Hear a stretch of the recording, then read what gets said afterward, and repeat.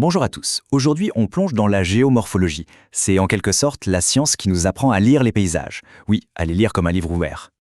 On s'est déjà demandé pourquoi la Terre ressemble à ça. Pourquoi on a ces montagnes immenses, ces plaines qui s'étendent à perte de vue. Eh bien, chaque paysage, absolument chaque relief, a une histoire. Et la géomorphologie, c'est justement la clé qui nous permet de la déchiffrer. Alors, pour faire simple, la géomorphologie, qu'est-ce que c'est? C'est la science qui va décrire et surtout expliquer les formes de la surface de la Terre. Et ça inclut même les fonds marins. En gros, c'est l'étude de la sculpture de notre monde. Pour bien piger le truc, il faut imaginer une sorte de bataille. Une bataille épique et qui dure depuis des milliards d'années. D'un côté, on a les forces internes. On va les appeler les bâtisseurs. Eux, leur job, c'est de construire, de soulever des montagnes depuis les entrailles de la Terre. Et de l'autre côté, on a les sculpteurs, les forces externes, qui, elles, passent leur temps à user, à poncer, à remodeler tout ça. Allez, on commence par la première équipe, les bâtisseurs. Il faut s'imaginer des forces absolument titanesques qui, venues des profondeurs de la Terre, sont en train de forger, de créer le relief sous nos pieds. Et parmi les bâtisseurs les plus spectaculaires, les plus tape à l'œil, ce sont bien sûr les volcans. C'est fou, non? En quelques éruptions, ils peuvent superposer des couches et des couches de nouvelles roches et carrément créer une montagne là où avant il n'y avait rien. C'est fascinant, parce que la forme même d'un volcan, elle nous révèle sa personnalité, son tempérament. Prenez les volcans hawaïens, leur lave est très fluide, du coup ça donne des pentes toutes douces. À l'opposé complet, on a les péléens. Là, la lave est super épaisse, visqueuse, et ça peut former des dômes ou des aiguilles rocheuses qui peuvent exploser. Et entre ces deux extrêmes, on a les stromboléens, avec leurs cônes de cendres, et les vulcaniens. Bref, chaque type de volcan a vraiment sa propre signature. Bon, les volcans, c'est impressionnant, c'est vrai. Mais ce n'est qu'une petite partie de l'histoire des bâtisseurs. Les plus grandes structures du monde, comme les Alpes ou l'Himalaya, elles ne se sont pas faites en un jour. Non, là on parle de millions d'années, de pression, mais une pression colossale quand les plaques tectoniques se rendent dedans. Et sous cette pression monstrueuse, qu'est-ce qui se passe? Eh bien, les couches de la croûte terrestre, elles se plissent. C'est un peu comme si on prenait une nappe et qu'on poussait les deux bords l'un vers l'autre. Ça fait des vagues.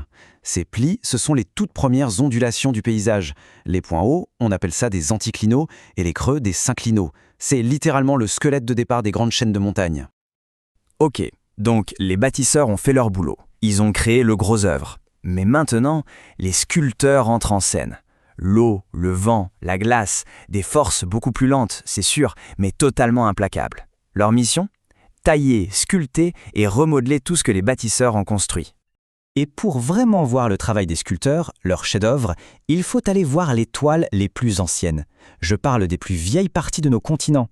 Il y a des zones qu'on appelle des boucliers. Ce sont des roches qui ont, tenez-vous bien, plus de 3 milliards d'années.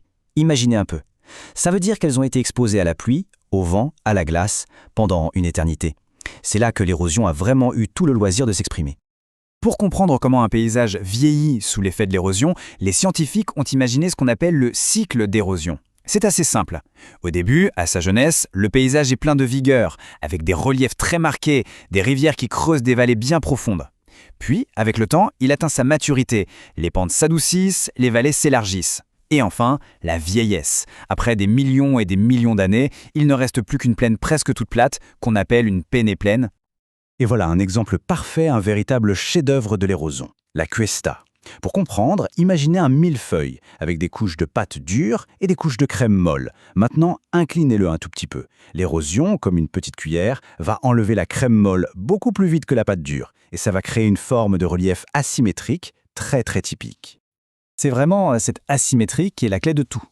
Une cuesta, ça a toujours un côté en pente très douce, on l'appelle le revers, et un autre côté très abrupt, une sorte de falaise, qu'on appelle le front.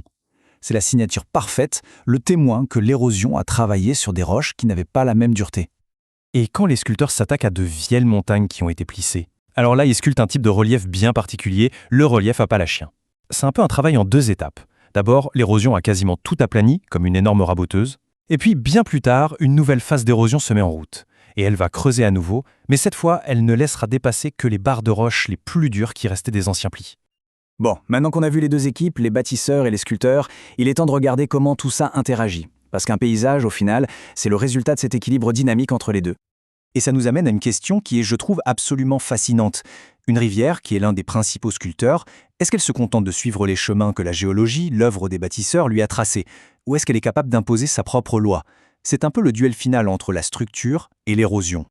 Et en fait, on observe les deux cas de figure dans la nature. Soit on a un réseau de rivières qui est adapté, ça veut dire qu'il est sage, il suit les règles, il coule dans les zones de faiblesse, là où les roches sont tendres, soit le réseau est inadapté, et là c'est le rebelle.